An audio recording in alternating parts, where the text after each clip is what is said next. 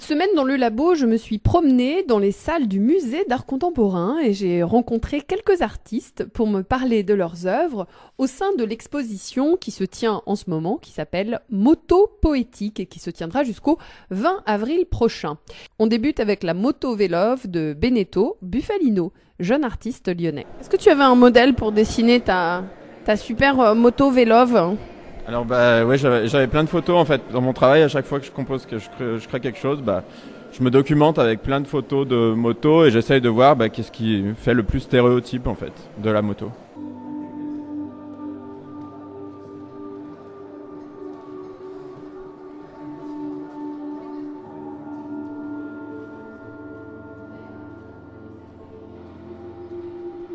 À même le sol, comme ça m'est déjà arrivé, les bras en l'air, on a clairement un accidenté de la route. En revanche, si je le mets sur ses genoux, les mains sur le sol, à ce moment-là, on va être plutôt sur un motard qui est en train de faire sa prière. Mais plus largement, c'est pas tant les jouets que j'ai eus que les jouets que je peux voir, etc. et qui continuent à donner des informations sur notre société, c'est ça qui m'intéresse. Et au-delà de ça, avec le jouet, on peut dire des choses à double sens aussi. Toutes les sculptures que je fais en fait sont des moulages de mon propre corps. Donc c'est un travail assez économique, plastique, de sacs poubelles en général, du scotch. Et je me moule moi-même, je me démultiplie dans une production semi-industrielle, on va dire, quoi. Mon travail de manière générale est un travail autour de l'identité, du corps et de la surface de cette seconde peau en fait de plastique qui s'interchangeait et formait d'autres choses par le biais de la matière plastique. Et ici, le rapport avec la moto, en tout cas avec la moto et mon travail, c'est cette idée de carénage qui correspond un petit peu à la peau de la moto, si on considère le moteur étant le cœur, ou en tout cas voilà. Effectivement, le corps humain, donc le mien, est indissociable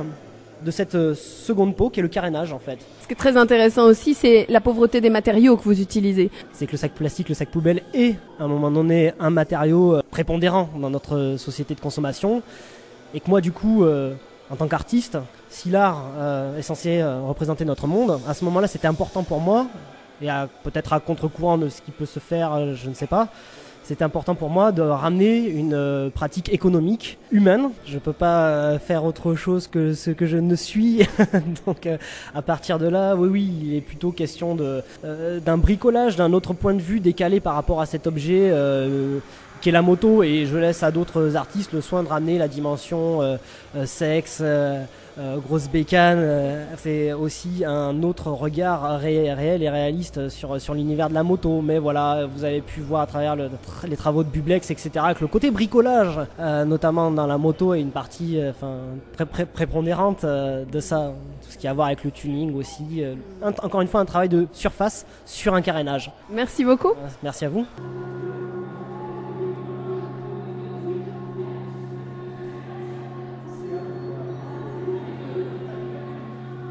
On a parlé tout à l'heure du mythe d'Orphée à New York, donc c'est une transposition de ce mythe.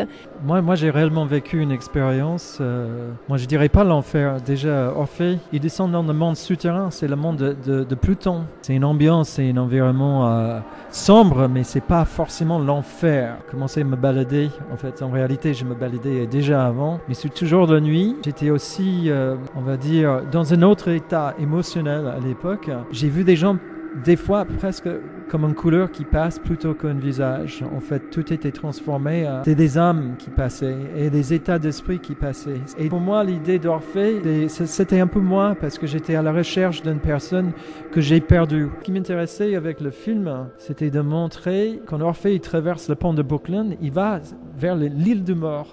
Donc Orphée, c'est le motocycliste et il cherche Eurydice et on a dit que ça serait peut-être intéressant de chercher au travers du son pour y reconnaître la respiration d'Eurydice plutôt que des autres. Compétition entre lui et la mort qui va le retrouver. D'où l'importance de cette bande-son qui est absolument magique. Il y a un compositeur qui s'appelle Robert Charles Mann, M-A-W-N, qui a travaillé avec nous. Tout d'abord, on a capté le son pendant 10 jours. On avait énormément de rush. Et ensuite, Robert, il a gracieusement travaillé sur le projet. Il a travaillé 4 mois et demi. Et ça a beaucoup changé des choses dans ma vie parce qu'aujourd'hui, je dirais que je suis plus réalisateur que photographe. Tu entendais vraiment le son de New York et le mixage de Robert et c'était une vraie expérience. Et ce qui est drôle pour moi, c'est que j'ai commencé ce projet en solitude. Et c'est drôle que toutes ces années plus tard, je me retrouve dans une salle avec 3000 personnes et je partage une expérience qui est communautaire. Donc j'ai fait la transformation. C'est grâce à ce projet que je passais à quelqu'un de très solitudinal, à quelqu'un qui travaille avec des équipes qui travaillent avec une communauté de personnes autour. Et c'est une solace, on va dire. Merci beaucoup. Je vous en prie. C'est un plaisir.